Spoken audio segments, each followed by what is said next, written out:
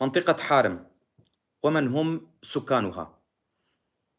تقع مدينة حارم في شمال غرب مدينة إدلب، وتتبع لمحافظة إدلب، حيث تبعد عن مركز مدينة إدلب 40 كيلومتر تقريبا.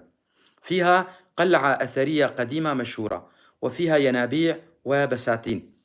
بلغ عدد سكانها حتى العام 2011 25 ألف نسمة تقريبا.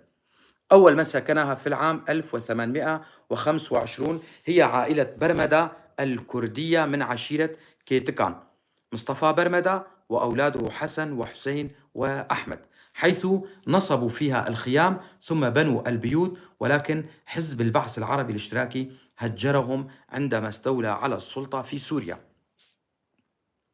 لكن منطقة حارم بالكامل كردية منذ ما قبل الميلاد، وليس فقط منذ العام 1825.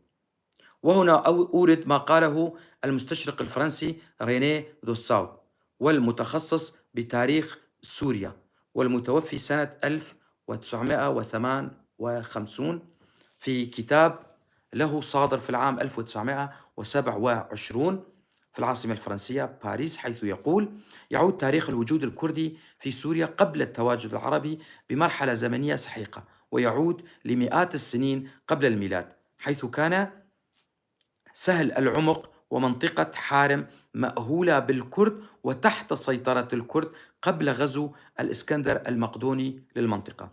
تشتهر حارم بالزراعة بكافة أنواعها، وأهمها زراعة شجر المشمش ونوعه الخاص المسمى بشكر برا، أي شقيق السكر. شكر برا كلمة كردية. أيضا بزراعة أشجار الزيتون والتين والخضروات، وخاصة الفليفلة الحارمية الحارة بين قوسين قرن الغزال.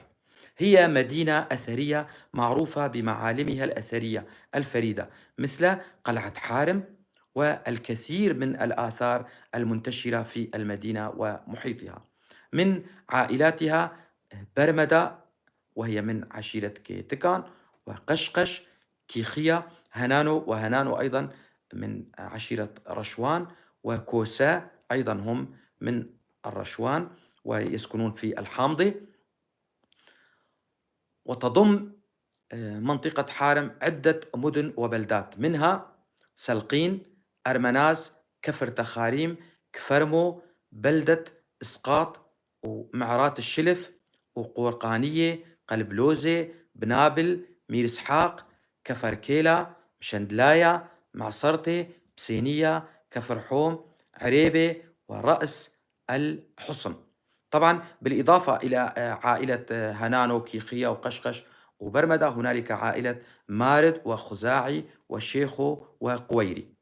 منطقة حارم بمدنها وبلداتها كردية الأصل، ولا زال الكثير من أهلها يقرون بكرديتهم بالرغم من محاولات تعريبهم التي نجحت إلى حد ما، وأصبح الكثير أيضا منهم مستعربون، ولكن المتمسكون بأصولهم الكردية كثيرون وكثيرون جدا.